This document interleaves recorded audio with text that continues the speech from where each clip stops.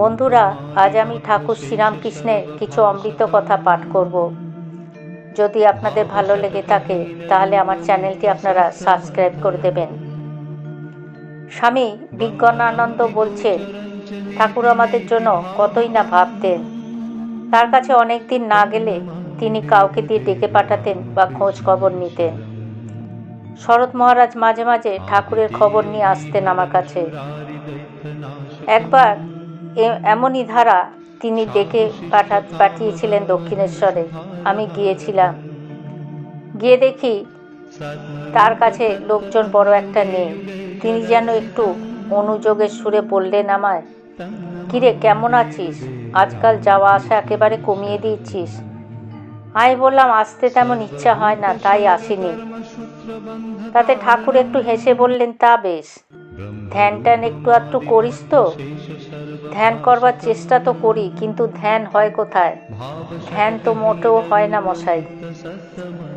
ঠাকুর তা শুনে অবাক হয়ে বলছেন, বলিস কি রে, ধ্যান হয় না? কেন হবে না? নিশ্চয়ই হবে। তারপরে তিনি খানিকক্ষণ চুপ করে রইলেন। আমিও তাকিয়ে আছি তার মুখের দিকে, দেখি কি বলেন। দেখতে দেখতে তার মুখ চোখের ভাব একবারে পাল্টে গেল। তিনি খুবই গম্ভীরভাবে বলছেন, আচ্ছা যা তো পঞ্চবটিতে, ওখানে বসে ধ্যান কর।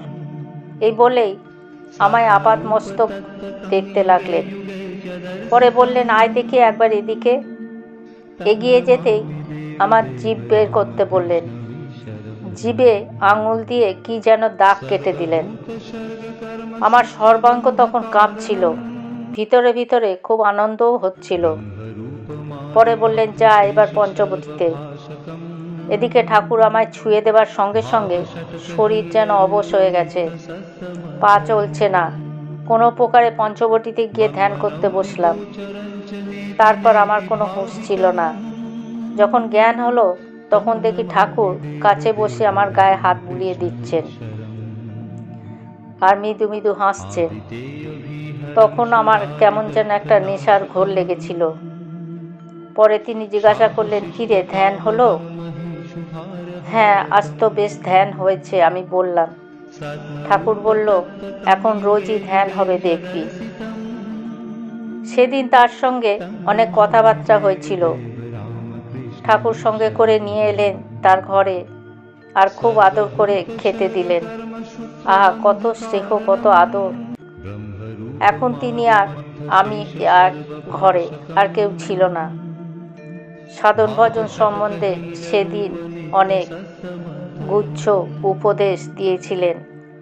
আমি তার কথাবার্তা শুনে আদর যত্ন পেয়ে একেবারে মুগ্ধ হয়ে গেছি। সেদিন হতেই বুঝেছি তিনি কত আপনার। আমার কেবলই মনে হতো, আহা, তিনি আমার জন্য এত ভাবেন, তার কৃপার তুলনা নেই। ঠিক অহেতুকী কৃপা। সেদিন কথায় কথায় তিনি আমাকে বলেছিলেন, দেখ, মেয়ে মানুষের দিক মারাস না, খুব সাবধানে থাকবি, সংসারে আঁচটি যেন গায়ে না লাগে। সোনার মেয়ে মানুষ হলেও সেদিকে ফিরে তাকাবি না। তোকে একথা কেন বলছি জানিস? তোরা হলি মায়ের লোক, ও তাদের মায়ের অনেক কাজ তোদের করতে হবে। কাকে ঠোকরানো ফল মায়ের পুজোয় লাগে না, তাই বলছি খুব সাবধানে থাকবি। একদিন দক্ষিণেশ্বরে ঠাকুরের ঘরে বসে তার পদসেবা করছিলাম। এমন সময় তাকে দর্শন করতে এলেন কোন্নগরের এক ভদ্রলোক। খানিক কথাবার্তার পর লোকটা চলে গেলেন। তখন ঠাকুর আমায় বলছেন, দেখ, কাচের আলমারির ভিতরে জিনিসপত্র রাখলে সব জিনিস যেমন দেখা যায়, আমিও সকলের মনের ভিতরটা ঠিক তেমনি দেখতে পাই। ঠাকুরের ওই কথা শুনে আমার মনে হলো, তাহলে তো আমার ভিতরটাও তিনি সব দেখতে পাচ্ছেন। ইনি তো দেখছি একজন ভয়ঙ্কর লোক। তা ঠাকুর লোকের ভালোটাই বলতেন, মন্দটা অবশ্য বলতেন না। তার ভিতর সকল অবতারের ভাবই দেখা যেত।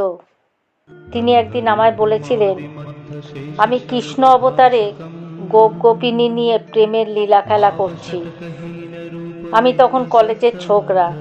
ঠাকুরের এই কথা বিশ্বাস করতে পারছিলাম না। মনে সন্দেহ উঠেছে দেখে তিনি শ্রীকৃষ্ণের প্রতি গোপীদের ভালোবাসার কথা বলতে লাগলেন। তিনি বললেন, গোপীদের শ্রীকৃষ্ণের প্রতি যে ভালোবাসা তা ঠিক ভগবৎ প্রেম। কৃষ্ণের জন্য গোপীরা প্রেমে পাগল হয়ে গেছিলেন। তারা শ্রীকৃষ্ণের বংশধ্বনি শুনে নিজ স্বামী ও পরিজনবর্গ ছেড়ে ঘর থেকে ছুটে বেরিয়ে পড়তেন। শ্রীকৃষ্ণের তো জাগতিক কোনো ঐশ্বর্য ছিল না, তথাপি তারা তাকে প্রাণের থেকেও বেশি ভালোবাসতেন। তাদের দেহ, মন, চিত্ত সবই শ্রীকৃষ্ণকে অর্পণ করে দিয়েছিলেন। শ্রীমদ্ ভগবতে আছে, শ্রীকৃষ্ণ রাসলীলা করেছিলেন। রাসলীলার সময় তিনি রাসমণ্ডলে সমাধিস্থ হয়েছিলেন। ওই সময় তার সমগ্র বীর্য ঊর্ধ্বগামী হয়ে জ্যোতিস্তম্ভাকারে সহস্রারে গিয়ে উঠেছিল এবং তিনি গভীর সমাধিস্থ হয়েছিলেন। গোপীদের ভেতরে কেহ কেউ ওই সময় ওইভাবে বিভোর হয়েছিলেন। একথা বলতে বলতে ঠাকুর একেবারে ভাবে বিভোর হয়ে গেলেন, বাহ্য জ্ঞান শূন্য, গভীর সমাধিস্থ। আমিও তখন তার গোপ গোপিনী নিয়ে প্রেমের লীলা খেলার কথা ভাবতে ভাবতে ভগবৎভাবে বিভোর হয়ে গেছি। তার সেই শক্তির গণ্ডীরেখা ঠিক যেন রাসমণ্ডলের মতো। সে সময়ের জন্য আমিও তার সেই শক্তির সীমারেখার মধ্যে থাকায় রাসলীলা সম্বন্ধে আমার যে ভ্রান্ত ধারণা ও অজ্ঞানের আবরণ ছিল তা চিরতরে কেটে গেল। আমারও তখন রাসলীলা সম্বন্ধে অভিনব অনুভূতি ও ধারণা হয়েছিল। ঠাকুরের সেই গভীর সমাধিভঙ্গ হবার পর তিনি বালকের মতো হাসতে লাগলেন। এসব দেখে আমি তখন একেবারে চুপ। কলেজে পড়ি, ঠাকুরের কাছে গেছি, তাকে জিজ্ঞাসা করলাম, ঈশ্বর সাকার না নিরাকার? ঠাকুর বললেন, ঈশ্বর সাকার ও নিরাকার, আবার সাকার নিরাকারেরও পার বটেন। তখন আমি জিজ্ঞাসা করলাম, যদি ঈশ্বর সাকার হয় তাহলে এই যে তক্তপোষ, এটি কি ঈশ্বর? ঠাকুর তখন খুব জোরের সঙ্গে বললেন, হ্যাঁ, এই তক্তপোষও ঈশ্বর, এই ঘটি বাটি সব ঈশ্বর, এই দেয়াল ঈশ্বর, যা কিছু আছে সবই ঈশ্বর। ঠাকুরের কথা শুনে তখন যেন সম্মোহিত হয়ে গেলাম। আমার ভিতরটা যেন জ্ঞানালোকে উদ্ভাসিত হয়ে উঠল, ব্রহ্মজ্যোতি দেখা গেল। কিছুক্ষণ পরে আবার বললাম, ঈশ্বর যদি সবই হয়েছেন তাহলে খাবার সময় একে ছোবো না ওকে ছোবো না এরকম বিচার কেন হয়? ঠাকুর তখন বলল, দেখ, এই কালীবাড়িতে সাধুরা প্রসাদ খেয়ে যাবার পরে একটি বেশ্যা এসে সকলকার পাতার খাবার যা পড়ে থাকতো তাই খেয়ে যেত। সে তো খাবার সময় কোনো বাদ বিচার করে না, তাহলে তো তার ব্রহ্মজ্ঞান খুব হয়েছে বলতে হবে। আমি তখন বললাম, না মশাই, তার যে চরিত্র ভালো না। তাই শুনে তিনি বললেন, ও, তাহলে কেবলমাত্র খাবারের উপরই তার ব্রহ্মজ্ঞান নির্ভর করে না, আরও অন্য কিছু চাই? আমি তো বোকা হয়ে বসে রইলাম। আবার অত বড় ব্যক্তিত্বের কাছে ভয়ও করত। তিনি যা ইচ্ছা তাই করে দিতে পারতেন, তার সব ক্ষমতাই ছিল। বন্ধুরা, আজ পাঠ এখানেই শেষ করছি। জয় ঠাকুর, জয় মা।